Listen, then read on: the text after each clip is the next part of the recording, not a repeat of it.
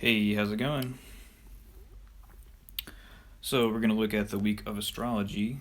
Thanks for listening to my podcast. My name is Henry Harrison. I appreciate you.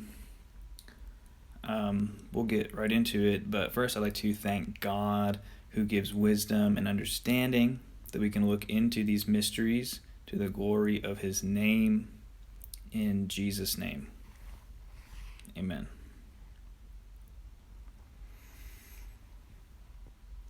So, this is the time for now here. I guess I'm doing this with the angle on the south node. So we'll see if this sees the light of day. But,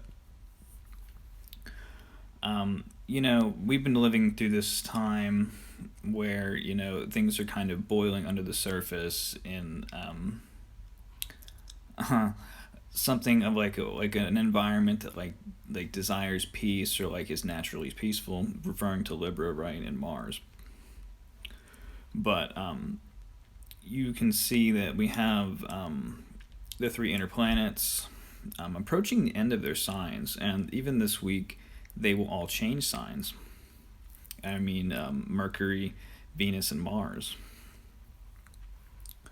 Um, and so, and so today or this week, we've been kind of building up to this precipice of change. Um, I think this week will have a few, positive or good feeling moments to it and like a sense of like flow with things. But right now, Friday, when I'm recording this, um, Mars is at the anaretic degree of Libra, and Mars is in detriment in Libra, meaning he doesn't work well there, and Mars is still under the beams of the sun. And I want to bring to your attention as well that Mercury is about to enter under the beams of the sun. Even though Mercury is in general working better, behaving ingeniously in a sort of a progressive way rather than a retrogressive, reflective way. Um, so, we've been doing a lot of ingenious thinking, perhaps, or what Mercury has been bringing about in Libra has had this progressive, I want to say ingenious quality with Mercury towards what you've been thinking about, what you've been considering, so on. But think about this. So Mars has been in Libra for some time now, and Mercury has been co-present with Mars. So whatever Mercury has been doing in Libra has been adding to Mars, right? Mars has been very close to Mercury for so long, so their qualities are getting mixed up in some degree, especially with Mercury, who's both amplifying Mars and taking on his qualities. So I think although the Mars will go into Scorpio tomorrow, Mercury will still be in Libra, and I think there will be a sense of harmonizing communications, really integrating everything in a way that's you know relative to the sort of systems or structures of Saturn, referring to Jupiter and Saturn in Aquarius. But I think the harshness will sort of will pass out of Mercury, at least for a moment, because we can look at the rest of the chart here. Um, yeah, so where is it? You can see that. Where is it? On next Friday, this coming Friday, November 5th, Venus will move into Capricorn and Mercury will move into um, Scorpio on the same day. So we have three inner planets changing signs this week, generally sort of adding to this sense of things about to boil over, things things like approaching a rapid change or a very, very profound change or a distinct change. And to have three planets changing their modes, if you will, is quite a lot, because we have Mars changing from airy cardinal Libra to fixed watery Scorpio, where he prefers to be with the sun. So Mars will be co-present with the sun again, and that will be very agitating on a personal level. I think on a personal level, or like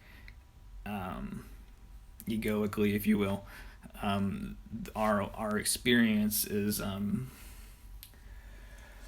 if you look at the sun here with Uranus and Saturn, under pressure and being ruled, like that experience of the sun in Libra is being conditioned or ruled by Mars in Libra. So when that happens on Saturday, tomorrow, that will be a very distinct change for the way we feel personally. Because you can also see here this week that I know we're talking about last week, but this is really where it all happens right here. So, the sun is squaring Saturn as Mars goes into Scorpio. So that experience of the sun squaring Saturn will change from the morning time to the afternoon. But it is interesting, I guess, that it perfects that square. Mars goes into Scorpio, and then the moon goes into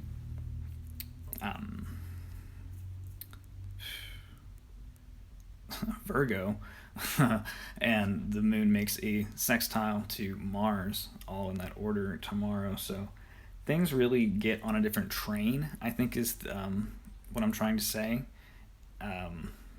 Because, there's like this general anxiety about us right now of like how we're going to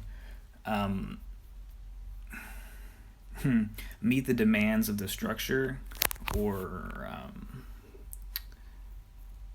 really, if I can really explain what I mean by that, there's like a certain way we have to structure our lives and go about things in an orderly way, the way that Saturn would like us to do. But there's a lot of things that are not possible about that at this time, and I think those are really going to be manifesting, even though if maybe we can't really tell where they're coming from. With the moon, or with Mars going into Scorpio, still being under the sunbeams, it makes Mars not as visible, or Mars type things not appear maybe the way that they would otherwise, right? They're not visible. And I think it's 15 degrees on either side of the sun that planets really become visible. So I'm just going ahead here a little bit. You can see that they're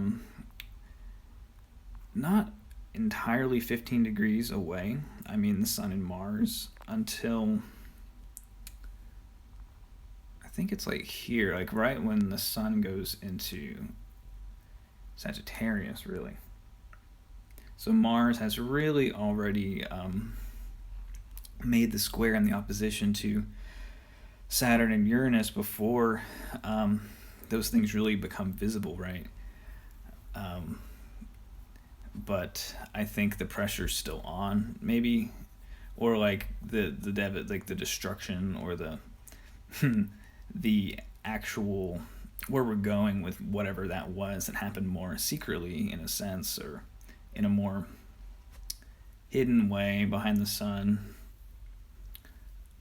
Those things really come out towards the end of the month. So it's interesting that even though the Mars has more dignity, Mars is expected to do certain things in Scorpio that I think we'll be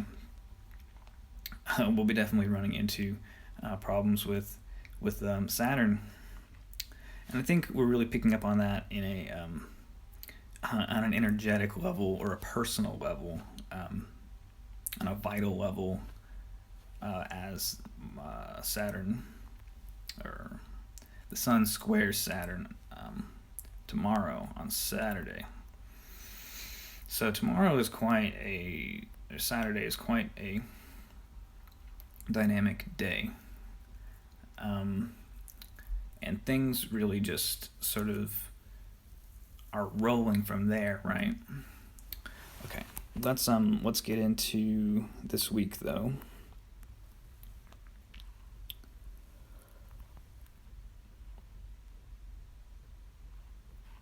Okay, so October 31st, Sunday.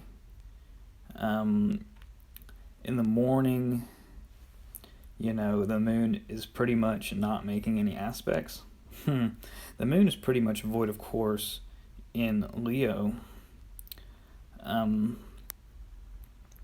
at that point, because it doesn't make a visible aspect to Uranus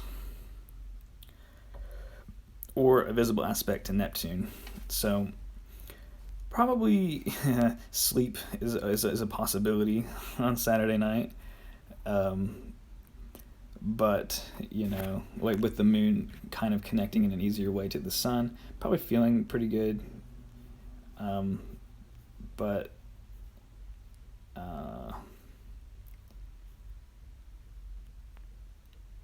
I don't know, maybe over-energized in a way. But you see, the moon doesn't really make any visible aspects while it's in Virgo, not Leo, sorry.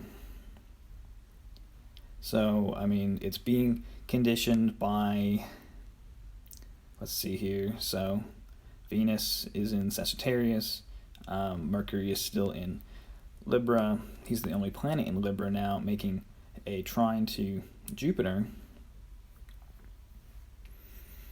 And,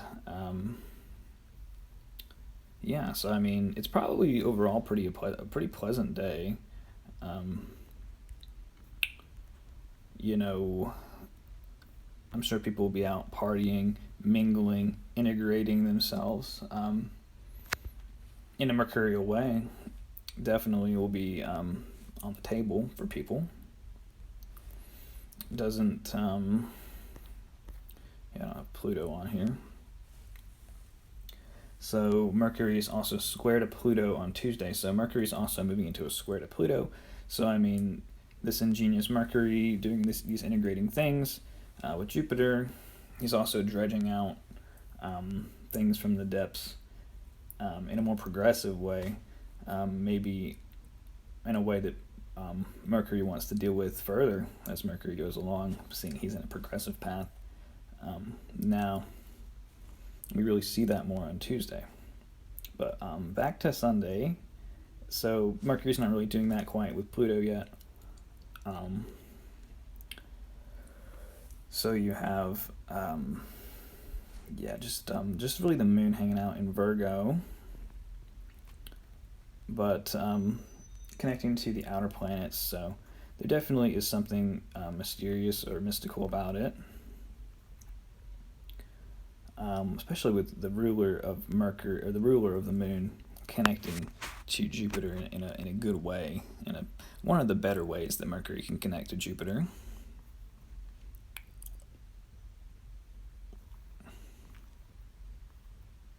Okay, so that's the long and short of Sunday. Probably a pretty good day to move ahead with those mercurial things that we've been wanting to do. It maybe still felt a little bit stultified. Mercury hasn't really been moving all that quickly. Mercury, when he's fast, moves about a degree every day. So he's about there now, but he's not quite out of the shadow, so to speak, period, where he began his retrograde path. So there's still a sense of we're not quite out of the murkiness of what that was yet, and I actually don't know what degree Mercury retrograded from, so let me just look here. 25, so are we at 25 yet?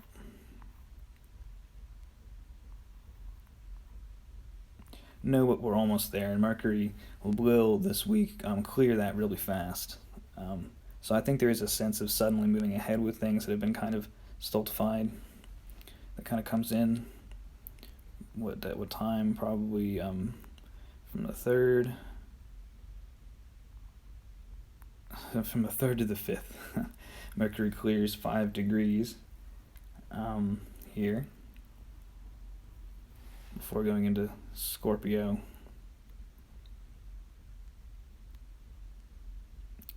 But so the moon will make a bodily conjunction to Mercury on Wednesday there. So I mean, there's really a sense of moving ahead then. Finally, like this is like kind of I really think with Mars out of the sign and being now averse to Mercury, we'll see maybe a little bit more kind communications or pleasing communications that will just get things moving ahead the way they're supposed to.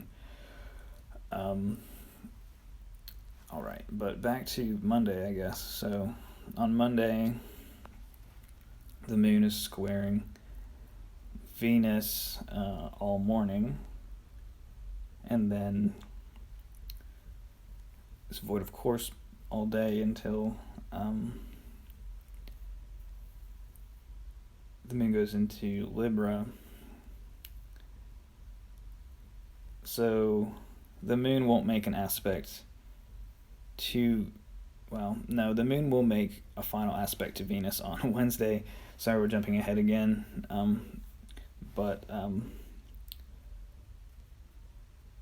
Yeah. So while the moon is still in Virgo, we're making it. They make a square to Venus.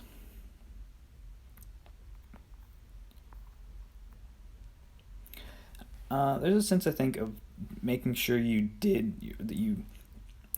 went down every road perhaps that Venus wanted you to go down with what she had to give in Sagittarius, and we're kind of finding that in a more of a forced way, I guess, or more of like a maybe not forced, but compelled to in a way. But the moon is opposing Neptune, so there's a confusing nature of all these detailed things that we're doing. But the moon goes into Libra, so I mean overall kind of I think the day sort of is inflated in the morning, and then it kind of meander throughout the rest of the day. But once the moon goes into Libra, Venus is in pretty good condition. The moon connects to the north and the south node, which is notable because we will have not this new moon, but the next full moon will be a lunar eclipse. And then the lunation after that will be a solar eclipse, right?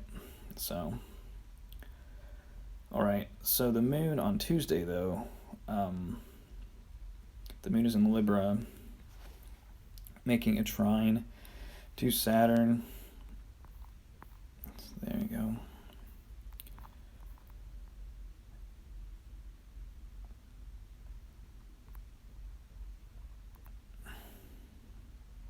So I really do think there's a sense of like really trying to find the peace here, like find an equitable solution with an authority.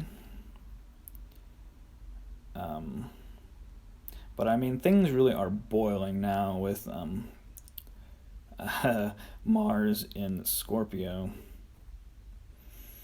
and the Sun is still in this angle with, or in this configuration with Saturn and Uranus. So I mean, there is like this sense of heaviness over one's vitality or their personal expression, right?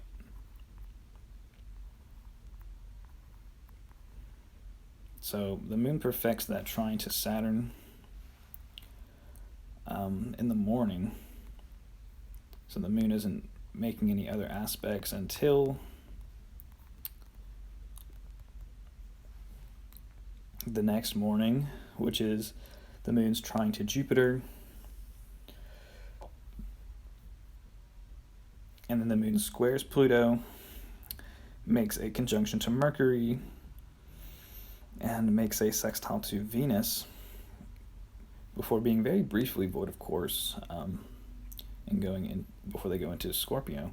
So Wednesday's an interesting day because I think there's a lot that really gets cleared in terms of communication, in terms of understanding what's going on in a way that helps you move forward with things. That happens then. So, and it's pretty pleasant because the moon is making a visible aspect to Jupiter and Venus and Mercury, who is convertible in a way. So if Mercury has sort of lost these, hopefully these vestiges of Mars, right, and has taken on this Jupiter and Venus quality, probably a good day.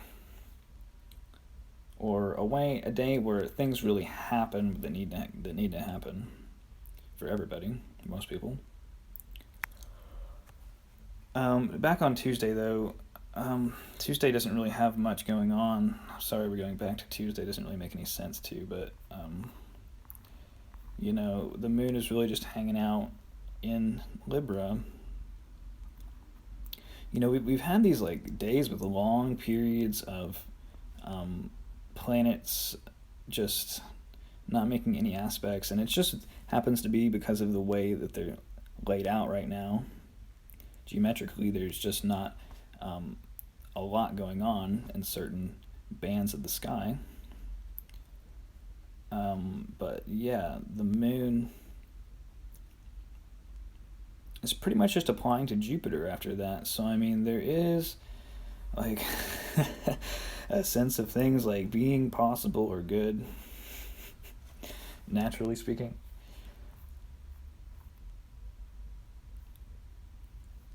Okay. Enough of that. So yeah, Tuesday and Wednesday tell a better story, I think, than Thursday. Thursday is the new moon. As soon as the moon goes into Scorpio, it will make a conjunction to Mars, square to Saturn, conjunction to the Sun, and then opposite to Uranus, and the Sun will be opposite to Uranus all throughout the day. So we have another new moon where Mars is really close to the moon. So the moon has been thought of as a vehicle that translates the light of the other bodies. So the moon is translating the light of Mars and Scorpio to the Sun. And that new moon has its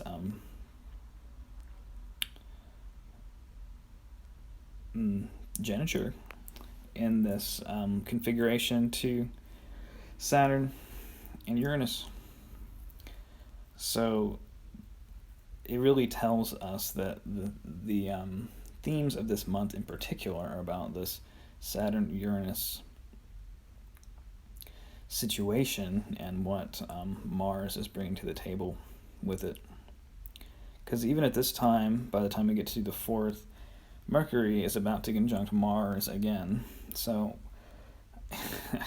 unfortunately, I think whatever sense of polity or easy understanding, surfacey communication we may have engaged in, although I don't think it's entirely that vain, what we did,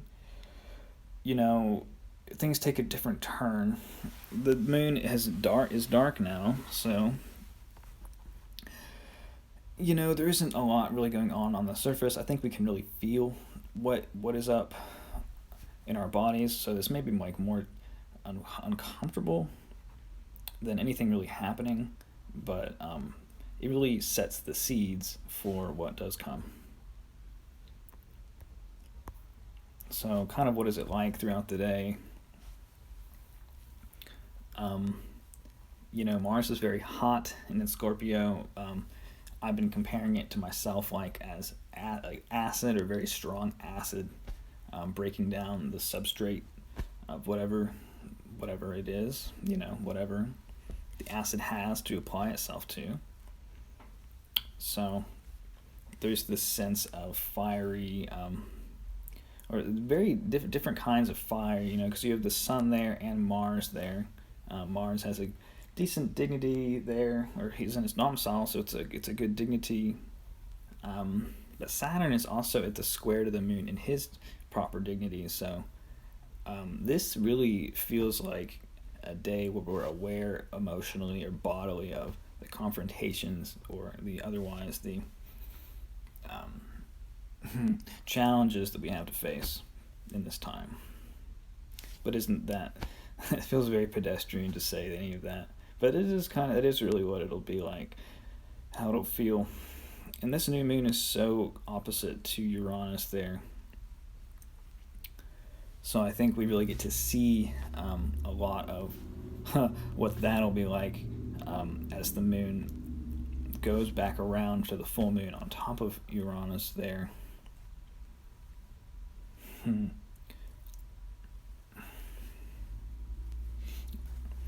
We're this far into the video that anybody that's still watching this will mind me digressing a lot. So I've been thinking about, because it keeps coming to my attention, I keep thinking about the midterm elections chart, which looks a lot like this day. I want to do a video about that for the mundane astrology. I've also been thinking, this week I've been doing a lot of derived house work, just working out the derived houses in my mind. What I mean to say is that, like, you have the 12 houses, but then you can take each house as if it were the ascendant and then count from that house to see its own topics. So, for example, I was thinking about the 6th house and doing the derivations for the 6th house. And the 6th house is peculiar because it's the hidden enemies of the 7th house. So that's the 12th from your 7th. So if it's the house of small animals, right, it's the 6th house is kind of like the animals you keep around to feed your enemies to in one way. And that's only one example of the funny things that you can see from deriving all the different houses.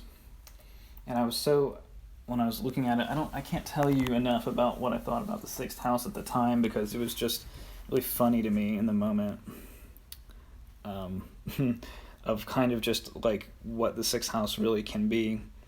And it made me look at Joe Exotic's chart. And of course he has the Sun and Jupiter in the 6th house in Pisces, which is just amazing. But yeah, the 6th house open enemies of your 12th house, so there's a lot of funny stuff to be found in the derivations. So if you want to really know about everything and how everything really relates to every other thing, it's in those 12 houses. So I think there's a lot of wealth to be gained just by contemplating that. And that's one fun thing I did this week. I was also rereading Thomas Vaughan, the collected works of Vaughan, which I usually get into the first couple books before I've had enough, and I don't know, I really have to chew on what he said for a long time. So I really haven't read like the later books in Thomas Vaughan like very much. But I have read the first few a few times, and yeah, it's a lot of good contemplation for a Christian who would be well versed. So I have enjoyed that. But we'll just get back into the week now, just to finish it off for anyone that's still listening. So on November 5th, Friday, Venus will go into Capricorn. So one notable thing is that by this point, Venus and Mercury are both in the anaretic degree. So it's a very tense moment. It's a very, like, pivotal moment. Very much. Let me see. Yeah, they both make it to the anaretic degree before they change signs. So it's very tense, because as soon as Mercury goes into Scorpio, he'll immediately be applying to Mars. So we'll be having an extra, Mercury will be amplifying Mars and making Mars very loud from behind the curtain of the sun there. And Venus there at the anaretic degree is interestingly making a sextile to Mars out of almost, like, Mercury is almost there. So there's a harmony between what Mercury is doing in these last moments of Libra and what Venus is doing in these last moments of Sagittarius as well. And that doesn't perfect until they're both in the next sign. So it's very interesting kind of what plays out here on Friday night and then into Saturday morning, because there's a unique moment where they're both in the very beginning of a sign and they're perfecting a sextile. So things reach a kind of culmination, or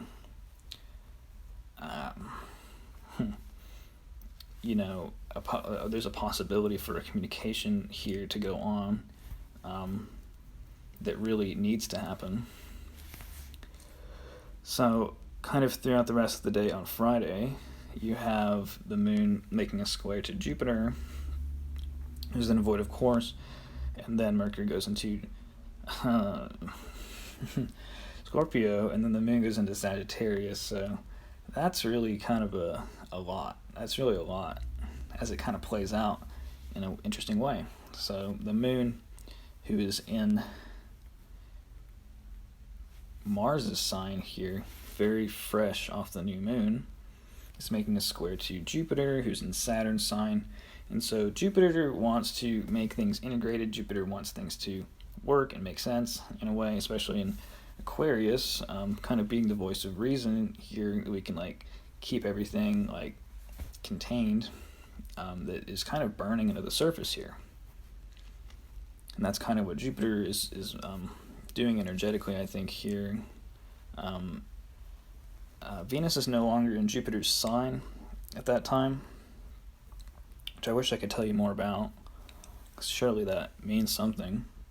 But Venus is now in Capricorn, which should be for 5 months. So I think Friday is a day to have some good sense about you, especially as Mercury and Venus are in this tight alignment. So have some sense about where this is all going. Venus will be in Capricorn for 5 months.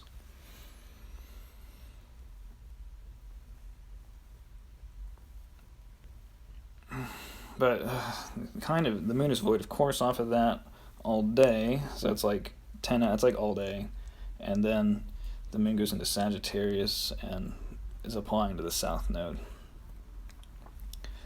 So it doesn't really speak to a lot going on. I mean, we probably do want to I don't know. I really don't think we'll be, like, the way we want, like, what we want and, like, how we feel was going to be kind of messed up at this point. So, find some reason in yourself, find some wisdom in God at this time, because it'll really be kind of all over the place, I feel like. Moon and Scorpio, things kind of, like, slip past each other in this interesting way. So, I mean, I don't know. Void of course moon, people are just doing whatever they're doing. But moon will go into Sagittarius, and then on the 7th, on the 6th, Saturday, the moon will make a sextile to Saturn, and Mercury and Venus will make a sextile. So I think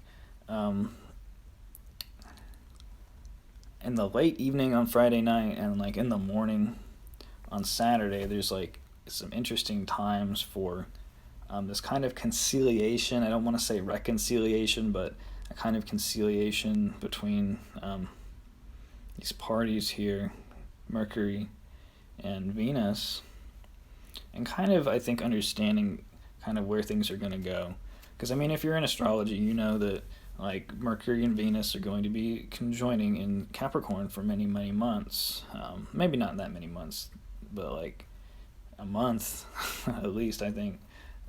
So, really getting a lay of, like, where this is all headed is very good on Friday. Just kind of sitting with it, because I think it'll be kind of in the atmosphere. You can kind of feel the way things are changing. All right. But on Saturday, the moon is pretty much void of course. Off of, let's see here. It's not really technically void of course, but,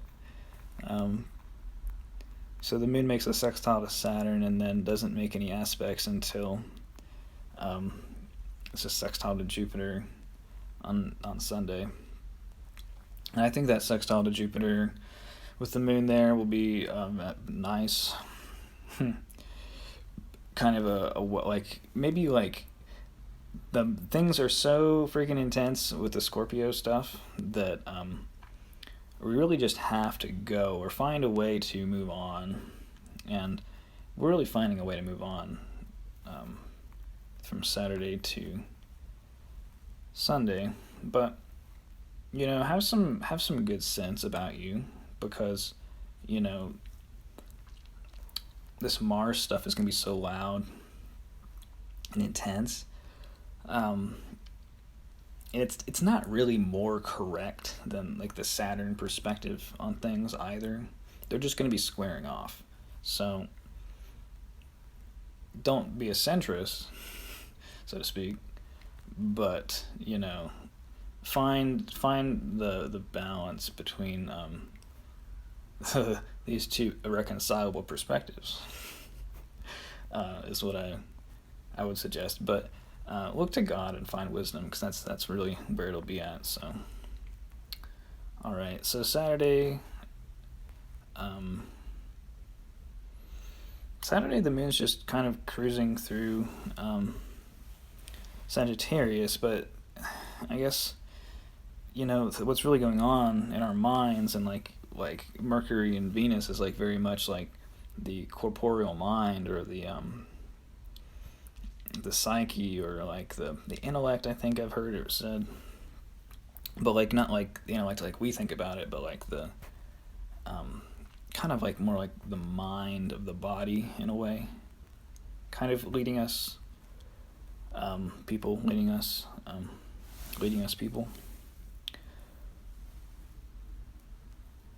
But Mercury in, I guess we should say Mercury in Scorpio is very direct, very, very forward about what it has to say, what it's on its mind.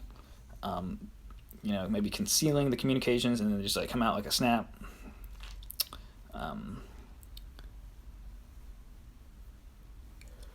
But yeah, I think what's been said is enough. So I hope you're well. Hope you can find a solid ground to put yourself on this week, as at all times, which is the only foundation that can be laid in Jesus Christ, the wisdom of God.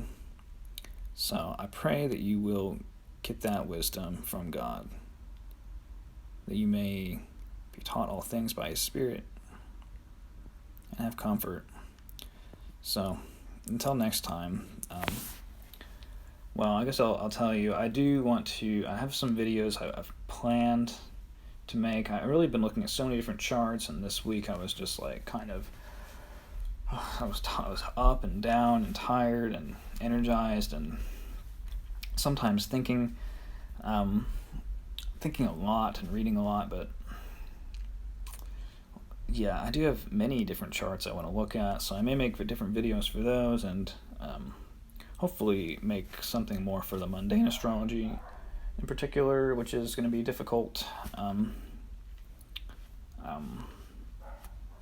Probably if I can speak more about the eclipses. I've been trying to also study more of Ramsey and try to find out more about the eclipses and other things that of the ancients that he puts in there, but I just don't quite have.